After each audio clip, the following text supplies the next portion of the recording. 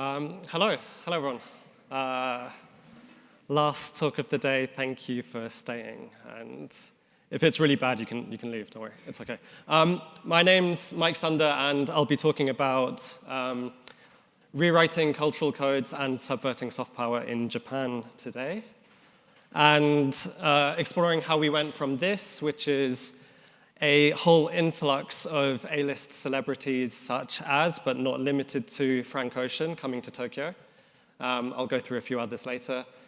To this, a bunch of people on the internet wondering if Frank Ocean was about to drop a new album campaign in Japan, and that was because of a fake Frank Ocean rollout campaign that I made with my friend Ted for fun, leaning into some of the sort of cultural tropes that we'll be talking about today.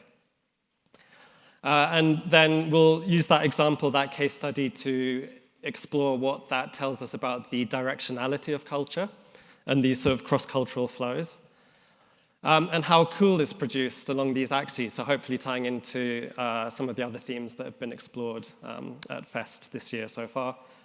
And I'm very much responsible and part of this, whether that's for good or for bad. This is a still from a music video that I directed for a UK rapper called Jeshi in Tokyo, which is pretty much a shot-by-shot homage to Takeshi Kitano's Sonatine, which is an amazing film, one of my favorites. And yeah, kind of one of many examples that we'll go through about how culture sort of bounces between, in this instance, Japan and the West.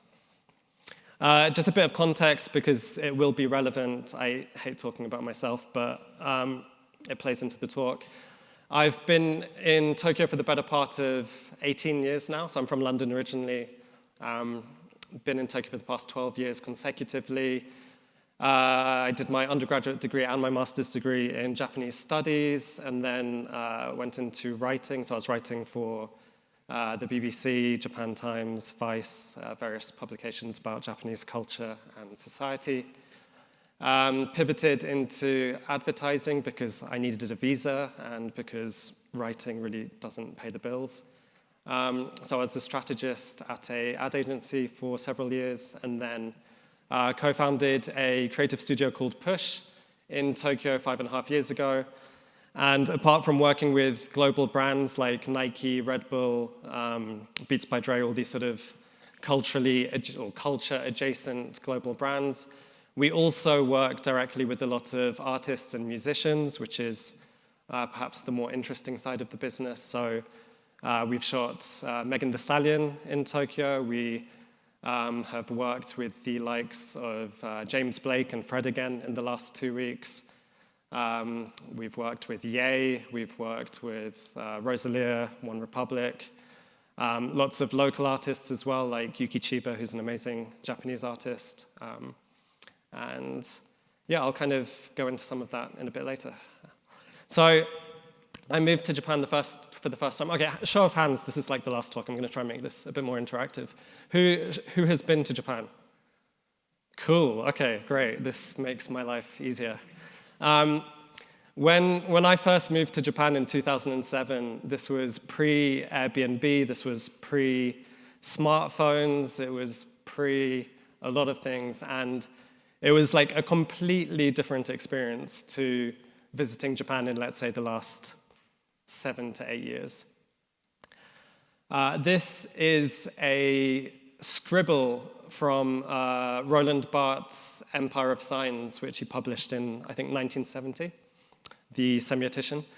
And his point in this chapter was essentially that you navigate Tokyo through landmarks, which I realize are completely illegible here. But essentially, and I would do this as well, I would print out a Google Maps sheet and then pray to God that I'd find my way to wherever I was going. But you'd essentially have, like, I don't know, the grocery store, the pachinko parlor. There's no street names for the most part in Tokyo. So you're essentially orienting yourself through this very sort of intensely populated and high context, very dense city through landmarks, infrastructural landmarks. And fun fact, there used to be phones everywhere just so that if you got lost, you could call up and figure out where you're going. Now, every vending machine actually has a set of coordinates. So if you ever get lost in Japan, go to the nearest vending machine and call in the numbers. Pro tip. That's Shinjuku Station. So it's not that it's got easier, but there's at least more English signage these days. And it was kind of, I went for the first time in 2007, but it was pretty stable from, let's say, 2003 to 2011-ish. And this is a graph showing the number of overseas visitors. So there was interest, but there wasn't like massive spikes or fluctuations or increases in the number of inbound visitors. And a lot of this was driven by, I guess, sort of broader interest in Japan. Maybe you want to see the cherry blossoms, or you want to visit somewhere like Kyoto for historical reasons. But there was also, obviously, certain vectors of Japanese culture that were influencing, I guess, awareness in the West.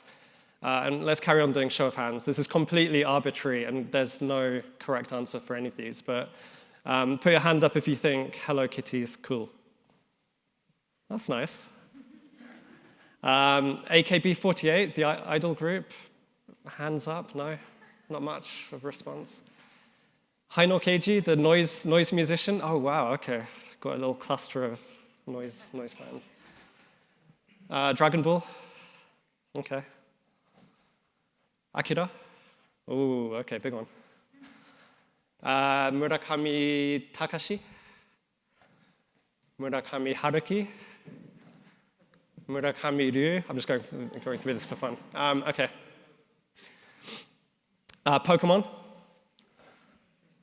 This is a trick question. This is Chimpom, the art collective. They caught rats in Shibuya and turned them into taxidermic art pieces.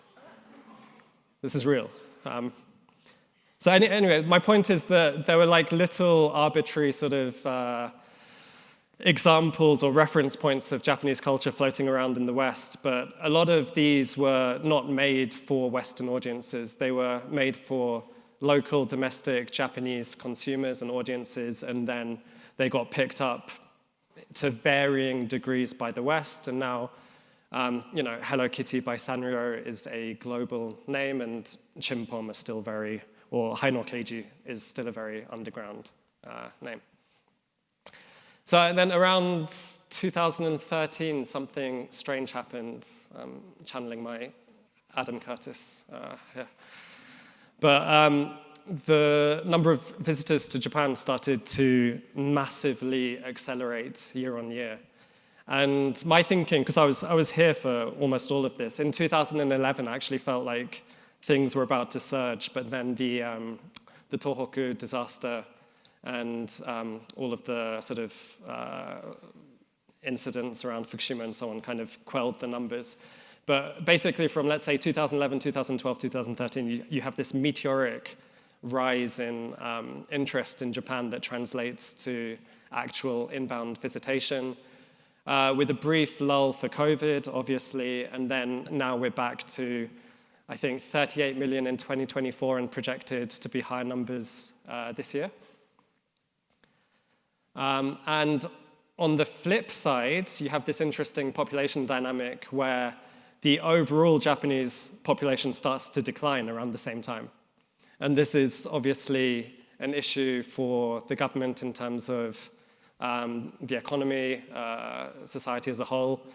You have, I think, by 2040, it's projected to be, there's projected to be more people of retirement age, so over 65, than there are of working age. So if you think about pensions and rural depopulation and things like that, it becomes a big issue. But also, at the same time, you have an increase in foreign residents as well. So if you think about the macro factors that are kind of not driving, but I guess impacting sort of bigger thinking when it comes to institutions, the government, and so on, you have a rapidly aging population. You have consistently declining birth rates, and rural depopulation. And all of these things also apply to countries like, I think, Germany, the UK, probably America, maybe China at this point. So Japan's kind of a hyper-accelerated case of a lot of macro trends that will inevitably follow us throughout other countries and throughout the world. And what happened as one of many responses to this in 2010 was that the government decided to invest in soft power. So how do we create more interest in Japanese culture to drive revenue, to drive inbound visitation, and so on? And they launched what was called the Cool Japan Initiative, the Cool Japan Fund, in 2013, with a investment of, I think, 50 billion yen, so 500 million USD. And the thinking at the time, Japan has a lot of unique culture, but if you compare it with other money-making industries, the creative industries don't make much money. We want to try to invest in more of these cultural issues and try to brand Japanese products with the uniqueness of Japanese culture. And you start to hear this word unique pop up a lot. So what is unique about Japanese or Japaneseness? That starts to sound quite essentialist, exceptionalist. And this stems from academic thinking. This translates, or it's pronounced Nihon Jinron, so basically theories about Japanese people or theories about Japaneseness, which was quite a popular strand of academia in the 70s. So it predates that, but in the 70s it started to become very, very prominent, and it's essentially lots of academic literature proclaiming that Japan is unique and Japanese people are unique for various reasons, and sort of propagating, we talk a lot about, I guess, myths and myth-making at FEST today, so sort of propagating that myth. So if you think about, the overarching ideology that these theories would have been laddering up to, both at the time and also now, it's that Japan is nationalist capitalist, it's culturally homogenous, and ethnocentric as a society. And I'm not going to necessarily argue one way or the other. I'm just stating that this was the, I guess, prevalent strand of ideology and continues to be the case. And this is an example of what Louis Althusser would call ideological state apparatus, where essentially the status quo, so the institutional status quo, is upheld through education, through culture, through all of these I guess, intangible strands of communication and consumption that we experience every day. So, the Cool Japan Fund kicked off in 2013, and all of a sudden you've got this hyper-accelerated growth of inbound tourists. Does that mean it did a good job? No, it lost 30 billion, so 3/5 of its investment by 22. And I think that's now up to 40%. I can't even explain some of the investments because no one's heard of them. That's how bad they are. So I can't even give you a good negative example. But it would be, for instance, in a digital streaming platform called Waku Waku, which was, it was supposed to promote Japanese animation and anime overseas. Completely failed. I think Crunchyroll is, obviously now the dominant platform. There are other examples, but essentially a lot of the investment was in things like anime and things like kimonos and things like craftsmanship. None of these are bad things, but they were propagated under this very sort of essentialist thinking that didn't really account for global consumers or the global audience in general. So, very homogenous thinking.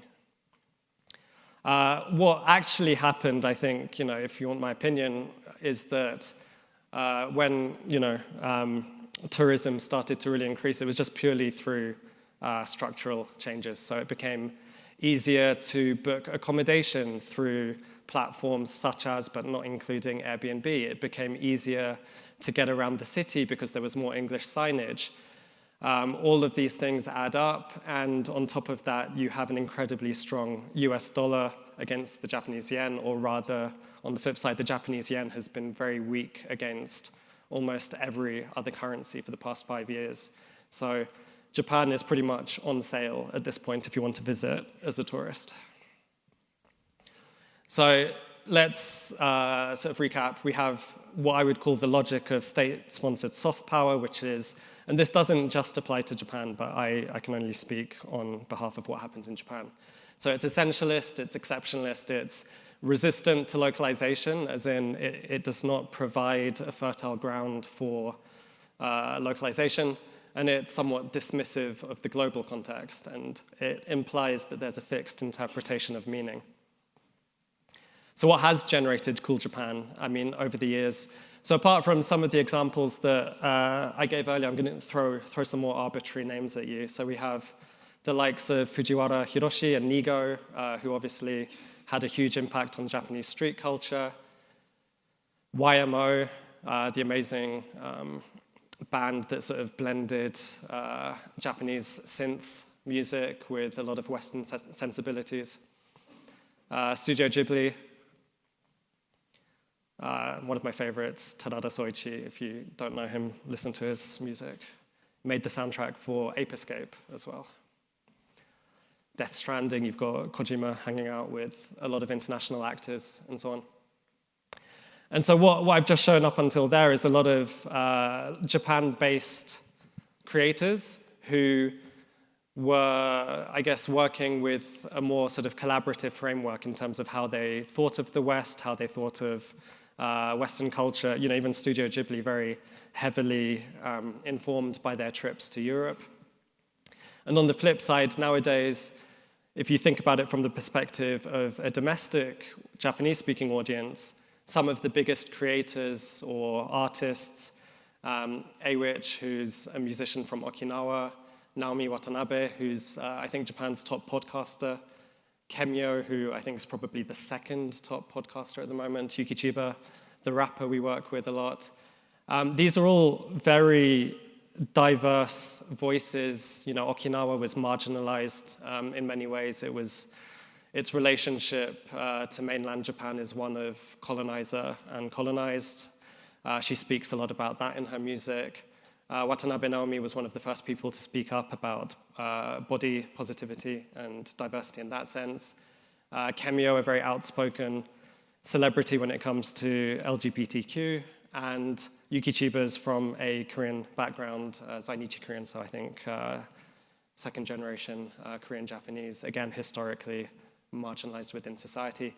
So what I'm saying is that over decades, you have many of the most prominent names making really interesting culture who are always thinking in diverse terms, and right now in the sort of contemporary era of pop culture in Japan, you also have a lot of very sort of diverse creators and artists from diverse backgrounds with more diverse voices than we are used to hearing.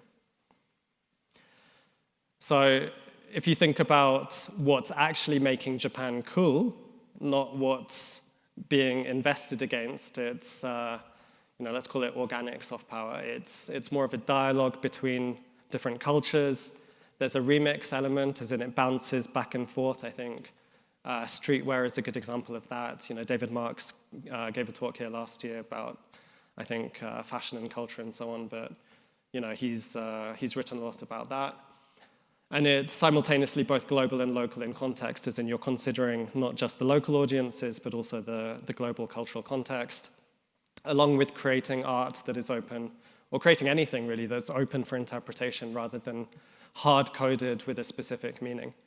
And if you think about media theorists like Stuart Hall and his writing on encoding and decoding, for instance, you know, it's very easy to argue that you can never succeed with a fixed interpretation. You know, whatever you communicate is always going to be decoded through a different set of cultural values or a different perspective based on who the audience is.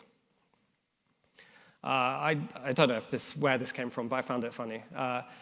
Pokemon is actually very interesting and very successful because it was so open to localization. So the creators and Nintendo at the time, they changed a lot, but also left things open enough in terms of character design, in terms of language, in terms of naming, that it was very easy to localize, which contributed a lot to its success, not just in English-speaking markets, but in countries around the world. Those are not donuts. So we get to the mid-2020s. How am I doing for time? 25 minutes, okay. Now you can't even get a seat on the bullet train without bumping into Brad Pitt and Bad Bunny. And there are queues for every coffee shop because of all the celebrities and influencers that are visiting. This is just over the last couple of years. You have Harry Styles running the Tokyo Marathon. You've got Ye and Bianca literally setting up shop in Japan and basically moving their lives. Nicki Minaj presenting the Anime Awards, but also just being, Megan Thee Stallion, Megan Thee Stallion, who we've worked with, presenting the Anime Awards and being a very prominent voice within anime culture. I think that's PewDiePie, one of the biggest YouTubers in the world, who also, for some reason, moved to Japan. And my favorite, Andre 3000, who will just pop up playing the flute when you least expect him. This is a semi-regular occurrence. And from our perspective, it's led to jobs with the likes of Rosalia.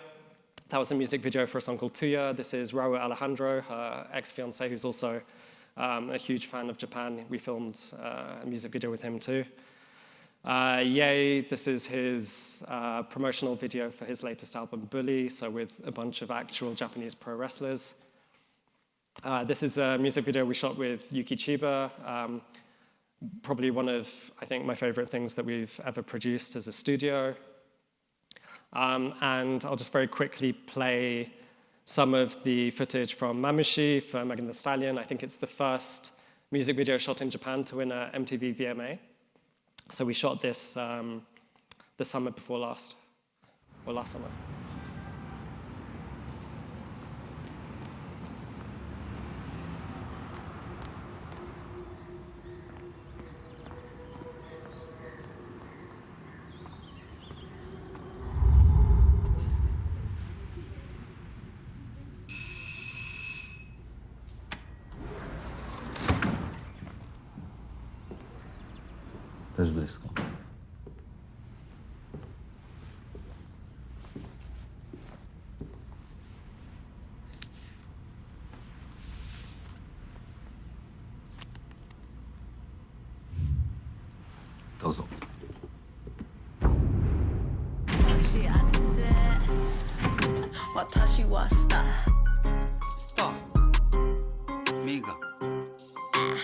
Yuki Chiba. I get money, I'm a star, star, star, star, star, star, star. I get money, I'm a star, star, star, star, star, star, star. お金稼ぐ、俺らはスター。お金稼ぐ、私はスター。スター、スター、スター、スター。キラ、キラ、私はスター。He know who I am, ain't had to say my name. Stack it up like Tetris, but this money ain't a game. Watashi kawaii, kalata. Drinking out the bottle, getting twisted, Maruchan. Big exotic Hermes, this a crop. Watch too expensive, ain't no way I'm getting clapped. I think I'm so sexy, every shirt I own is cropped. So many carats, diamonds do the bunny hop. In the US or Japan, if he meet me, he gon' bow. I got yen for your friends, if they pretty, bring them out. Growing dumb and Madam Wu, pouring sake in they mouth. Told him put me on his plate, bring them chopsticks to me out. I get money, I'm a star, star, star, star, star, star, star. I get money, I'm a star. Cool, I'll pause there. Running out of time. What I find interesting about that is that it's a super diverse production. So Onda, the director, is Cuban-Peruvian, based in Miami, I think. Our local producer is Japanese but Canadian. She grew up in Canada. I'm half Polish, quarter Thai. My colleague and co-founder is Norwegian. The DP was North American. The crew was a mix of, actually the other producer who came over from America is Korean American. The crew is obviously heavily Japanese but very diverse in terms of background within that. And my argument would be that, essentially we live in a globalized world. All of this cultural production is for global audiences. If you want to succeed, you need to kind of embed diversity of perspective in that way.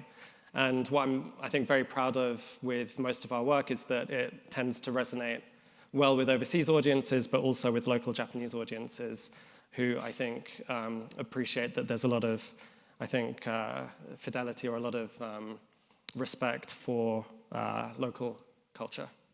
And so as accessibility changes, so as more people are able to come to Japan to experience Japan, so do the markers for cool. And this is something that a director like Stills, who did the video for Rosalia, understands intuitively very well. He knows that you can hook a mass audience with the sort of obvious markers of cool, so whether that's Hello Kitty or Tokyo Tower or onsen and hot baths, hot springs. There's the kind of very overt, conspicuous markers of Japan, and in lots of instances, sort of Japanese cool. And then there's, as you go down through the layers of granularity, you have things like maybe pachinko parlors and love hotels, which you would only tend to find out about maybe after you visited the first time or after someone tells you about it. Specific shop names, so we have Rosalia eating Savoy pizza. And then even more specific details and more granular details below that as well. And I think that's something that we're going to see more and more in terms of cultural production in general, where you're signaling knowledge or, I guess, access both from a very sort of overt, conspicuous layer of detail to a more niche and nuanced one. And obviously, cross-cultural production comes with risk. Culture that bypasses its source, will obviously end up feeling very Orientalist, centering the West or centering America, dismissive of local context. You have arguments that, like Ghost in the Shell should never have been remade by Hollywood. There's a great article on Efflux by Jin Wang, who argued that, essentially you should just treat the Hollywood remake as a regional homage. It does not devalue Japanese cinema, if anything, by not recognizing that Japanese cinema is strong enough to, I think, broach such a remake. It's kind of disrespectful in that sense. The counter argument to that would be that a lot of these Orientalist tropes are very sticky. Like, they do end up enduring in culture. So we still get briefs that reference, like Harajuku girls, which have not existed in Harajuku for well over a decade at this point. And obviously, in the way that they were depicted, often quite problematically when it comes to, very non-feminist tropes and so on. Pause. So just to recap, we have kind of open source soft power, I would call it, which now with social media, with always online consumer or audience, you have people sense-checking culture via consensus through global audiences, and you also have instant feedback loops. So you know that if Rosalia references Savoy Pizza, there's going to be a queue at Savoy Pizza the next lunch. So to sum up, local culture is produced in a global context. That's unavoidable. Global audiences desire novelty and authenticity because we have so much access to information.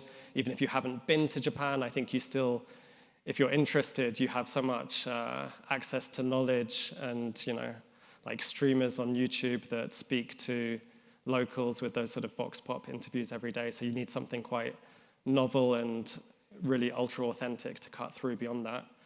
And access and clout cannot be bought, which is quite specific to Japan, and this is something we encounter in production a lot. You cannot pay your way out of problems, or you cannot pay your way into having certain access. So if a director like Stills is collaborating with someone like Yuki Chiba, that's very organic. It's not because he's thrown a lot of money at it, and I think that generates a lot of cultural status for him in a way that maybe it doesn't in other country cultures or other markets. So then we get on to the fake Frank Ocean campaign. I don't know how many of you saw it. Hands up, did anyone see it online that Frank Ocean was dropping an album in Japan? Okay, a few of you. So we actually, I think, got covered in Dazed, Outlander, like a lot of the big internet platforms. I think we got over 15 million hits online. And the thinking behind that was essentially our company Push, we wanted to do something creative for ourselves in the same way that we often do it for our artists or our client partners. So we wanted to put on a show. And the initial thinking was that maybe we generate some sort of novel collaboration that people would believe. And we'd bootstrap the rollout of a sort of fictional single. And we had ideas like, people that we've worked with legitimately, but collaborations that would never happen. Although I'd love to see, in particular, Rosalia and Yuki Chiba. And then that moved into Project Frank, which involved us pursuing a fictional rollout of the artist Frank Ocean. And the aim was to create a case study for years to come, acting as a sign of the times, essentially how you can bypass a lot of, gatekeepers when it comes to amplification and culture in general. But also from my side, it was kind of a bit of a jab at how people will believe almost anything that's coming out of Japan in the current state that we're in, where I think everyone wants to be, in many ways, part of the conversation. If you've visited Japan, it's it's very easy to want to sort of talk about how you were hanging out with Nigo or how you were part of whatever campaign's going on at the time. And so we did this. This is kind of interesting, I guess, in the context of Fest as well. It was super lo-fi, deliberately so. So we got a cheap projector and we projected a QR code onto a building in Shibuya, and that linked to an Instagram account. We ended up with 77,000 followers. We stuck up posters, and we basically nudged a few Reddit subforums to try and pick it up. So we're like, have you seen this poster? Have you seen this projection? And then that spread to a lot of the sort of culture publications and platforms that you perhaps follow. And yeah, I mean, we had people reaching out from Spotify. We had Dazed cover us. We had people sending us photos of stickers that they found. I'm pretty sure that people have faked this T-shirt now at this point. So there's people making their own Frank T-shirts. And what we did to succeed through the sort of authenticity layer is that we embedded this homage to a photography publication from Japan from the 70s called Provoke. So this is one that was founded in the late 70s by Daido Moriyama and a few other Japanese photographers. And we thought that this is the sort of cultural reference that we see a lot of Western artists using to kind of inform their global creative production. So we thought that this would be a fun way to kind of reference that cross-cultural flow that can often feel quite one way. It can feel quite almost overly simple. Shout out to David Rudnick, who is not here this year. He was here last year. He's one of the few to call out that actually it's not that cool and it's maybe a bit too obvious. But it was funny just how many people sort of picked up on that reference as something that Frank Ocean might do. And we also embedded a bunch of nods to the Wizard of Oz anime, which came out of Japan, again, as a kind of deep sort of if you know, you know Japan reference. And the original plan was to reveal this all at our 5th anniversary party, which was on May the 22nd, as a bit of a gotcha. And the clues were always hiding there in plain sight. We had the Wizard of Oz reference on our flyer as well. We had the May the 22nd due date on the fake Frank Ocean account. And at some point, we decided that we were having a bit too much fun with it, so we'd keep it going. And now, essentially, we've turned it into this kind of almost open source record label / audition platform where we're encouraging independent musicians to send us their music. I think we've had about 500 submissions at this point. And at some point, we'll put out our chosen winners on an independent record label that we create to, again, kind of subvert expectations, but also try to bypass the sort of, I guess, the major label model or the streaming platform model where, you have the major labels and the platforms like Spotify really controlling the narrative a lot of the time. And it's kind of funny, I thought that more people would be annoyed, but most people actually took the reveal in good humor and really enjoyed the whole campaign. And I think this goes back to something that I heard in the morning FYI talk just a couple of talks ago. None of this was done for profit. This was just basically us trying to have a bit of fun and put something on the internet that people would be entertained by. And maybe that is really all we kind of resonate with at this point, because content is just everywhere at all times. So I know that's a bit of a tenuous connection, but essentially the first 2/3 of this talk is a lot of the kind of cultural thinking that's informing a lot of our work professionally, but also informs some of the more sort of, I guess, off-kilter work that we do, such as this Frank campaign. I kind of want to use the last 5 minutes for questions, because I realize this is a bit of a weird one, but any questions?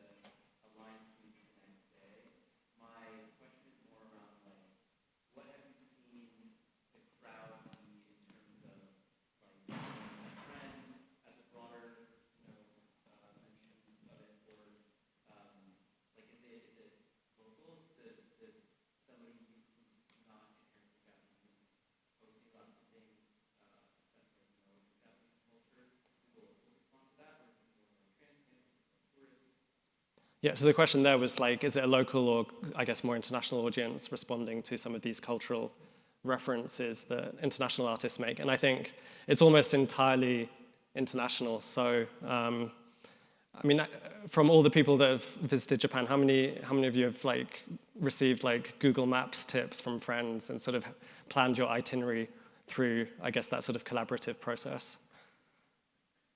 Okay, how many people have been influenced by, I guess, social media influences and information on social media?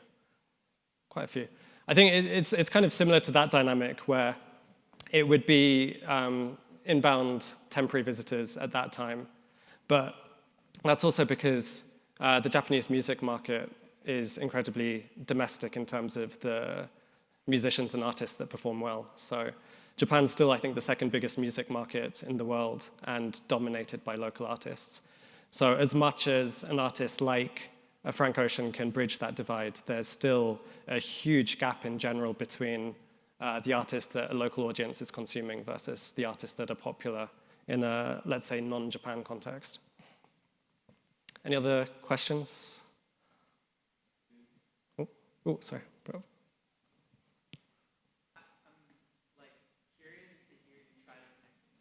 Yeah. Brought up as somewhat separate points throughout this whole campaign, and you brought up a notion of subversion. Yeah. You brought up a notion of I don't know how people are going to receive this, and you've also brought up this notion of attention. And I'm curious to hear for you to speak on, maybe if you're comfortable with it, some of the dialogue that you have with your team around expectations of reception and how that connects to the subversion. Yeah. So the question is, I think, how you almost interpret things like subversion and attention as you start to go through this process. What I found interesting was that, Ted, who was my creative partner, who's based in the UK, and we would check in a lot about the Frank campaign, and we would always kind of have to stop ourselves almost falling into a very capitalist logic or a very traditional marketing logic where, the obvious payoff would be, okay, let's drop the t-shirts and make some money, or let's I don't know, use our audience to drive traffic to, the push website or something. And then every time we spoke about it, every time we came to that sort of conclusion, it never felt good. It never felt like a place that we wanted to go. And so we would always then think, okay, how do we subvert this next step? And it was interesting because we never had an end goal with this, and we still don't, but it's been a lot more reactive than we ever thought that it would, in so much as every time we subvert, I guess, the dominant logic, which we've internalized. We come up with a more interesting next step that then leads us to other creative possibilities. So really, the plan is to keep going with this for as long as possible, where we can keep challenging the broader industry trends that we then internalize and keep ourselves guessing, and then hopefully keep people entertained and keep audiences guessing as well. Maybe, yeah, one more question. I was just curious if there was a backlash. Did Frank Ocean and the record label reach out to you? Or? So, I mean, the obvious question is a good one. Was there a backlash? We never mentioned Frank Ocean. So throughout all of this, that's kind of the funny part, right? We nod to the name Frank, and we used references that we knew people would associate with his sort of taste, his aesthetic taste, maybe the language of an elevated creative director, for instance. But we never mentioned Frank Ocean, and I always felt like, maybe this is me being a bit naive, but he's in Japan a lot. If he's got a sense of humor, I think he would probably find this quite funny. So we did message him, and we're probably connected on various channels by 1 or 2 degrees, but he hasn't said anything either way.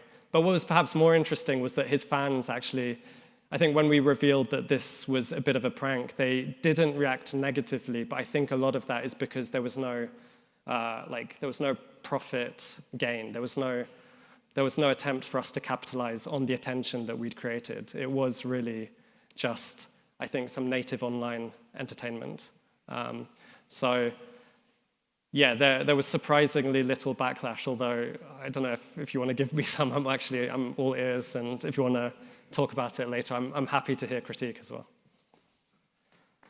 Thank you. End of day 1.